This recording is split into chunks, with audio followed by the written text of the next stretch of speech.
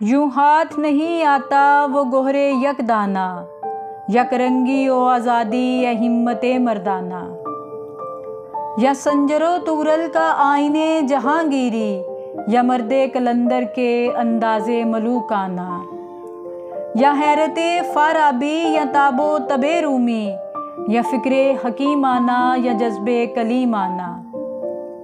या अक्ल की रुबाही या इश्क़े यदुल्लाही, या हीलाए अफरंगी या हमलाए तुर्काना। या शराए मुसलमानी या दीर की दरबानी, या नाराए मस्ताना काबा हो के बुत खाना। मीरी में फ़कीरी में शाही में ग़ुलामी में, कुछ काम नहीं बनता बेजुर्रते रिंदाना। इस गज़ल में एक मरकज़ी ख़याल पाया जाता है जिसे इकबाल ने मुख्तलिफ़ तरीक़ों से ज़हन नशीन कराया है। वो ये कि अगर कोई शख्स अपनी ज़िंदगी को कामयाब बनाना चाहता है तो उसे सबसे पहले मकसद हयात का तयन कर लेना चाहिए, जो दो हाल से खाली नहीं है। या वो मकसद दीनी होगा या दुनियावी होगा, या खुदा का हसूल होगा या दुनिया का हसूल होगा, तीसरी कोई सूरत नहीं है। गोहरे यकदाना के लुग़वी मानी है वो मोती जिसके साथ का दूसरा कोई ना हो। यकरंगी से मुराद है जब मकसद मुतय्यन हो जाए फिर उसके अलावा कोई और ख्याल दिल में ना आने पाए।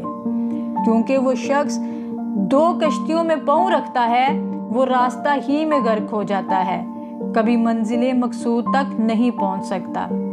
आज़ादी से मुराद है इंसान का अपने मकसद के हसूल के लिए हर मुमकिन कोशिश करने में आज़ाद होना।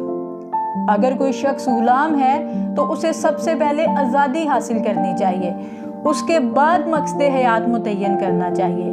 हिम्मत मर्दाना ये सारी गज़ल की जान है, क्योंकि इंसान का मकसद हयात कोशिश के बगैर हासिल नहीं हो सकता और कोशिश हिम्मत पर मुनहसर है। जिस शख्स में हिम्मत नहीं वो कोशिश नहीं कर सकता। दूसरे शेर में फरमाते हैं, या संजर और तुगरल जैसे शहनशाहों का तरीके जहांगीरी इख्तियार करना चाहिए। ये हिम्मत और दिलेरी में यकरंगी का एक नहायत उम्दा नमूना है।